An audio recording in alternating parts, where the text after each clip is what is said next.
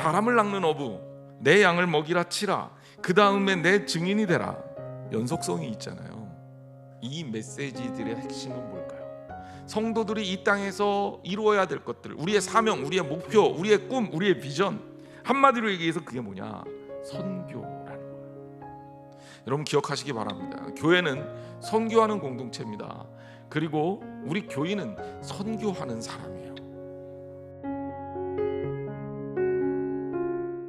바울은 2차 전도여행을 계획합니다. AD 49년에서 52년까지 총 3년에 걸쳐서 2차 전도여행을 하는데, 그런데 16장 6절에 딱 반전이 일어나요. 어떤 반전이 일어나냐 보세요.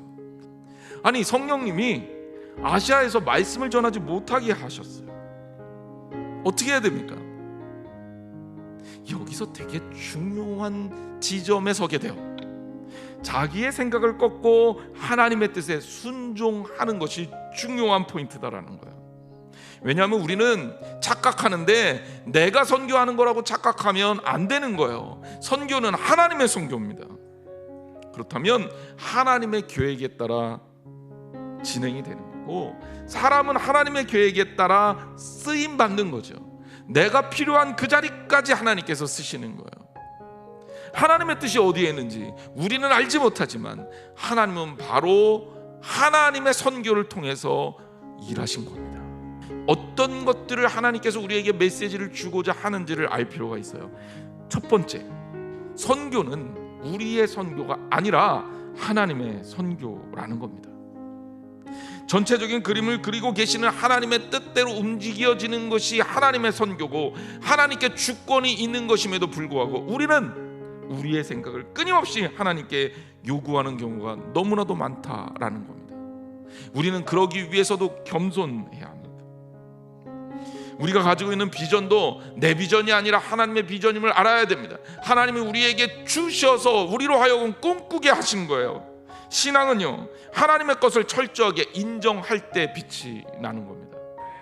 두 번째, 하나님의 뜻을 모를 때가 있어요. 바울이 지금 이 상황에서 겪고 있는 거죠. 때로 하나님은 우리에게 멈추기를 원하시는 때가 있어요. 멈춤을 요구하는 하나님의 뜻을 우리가 이해하지 못하면 섣부르게 움직였다가 낭패를 겪는 경우가 있습니다. 여러분, 멈추기를 원하실 때는 멈춰야 합니다. 여러분, 우리의 삶에 주님의 뜻이 일하도록 하는 게 정답이에요. 내 주장, 내 의지, 내 뜻, 내 생각, 이제 이런 거 다 내려놓고 하나님이 이끄시는 미래로 함께 가는 저와 여러분 되시기를 주님의 이름으로 축원합니다. 그리고 세 번째, 하나님의 뜻을 발견하게 되면 그때는 어떻게 해야 된다? 과감하고 신속하게 하나님의 뜻에 따라 순종하면 돼요. 지금도 네아폴리 지역에 가면 이 바울이 딱 내렸다고 하는 그 지역에 그 그림하고 그 표시가 돼 있는 그런 자리가 있습니다. 여러분, 저 그 자리가 얼마나 바울에게 위험한 자리였고, 모험이 필요한 자리였고, 그리고 믿음이 필요한 자리였을까를 생각했었어요. 여러분, 우리도 마찬가지입니다.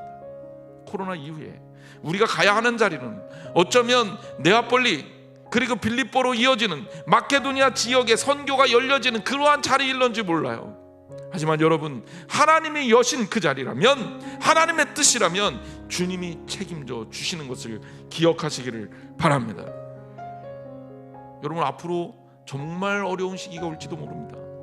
하지만 기억하십시오. 어떤 상황이 오더라도 우리가 하나님의 자녀로 하나님 손에 붙들려 있으면 우리의 삶의 자리에서 하나님의 선교는 이어질 것이고, 두려움 없이 모든 어려움을 극복하고 우리는 승리할 수 있을 것입니다.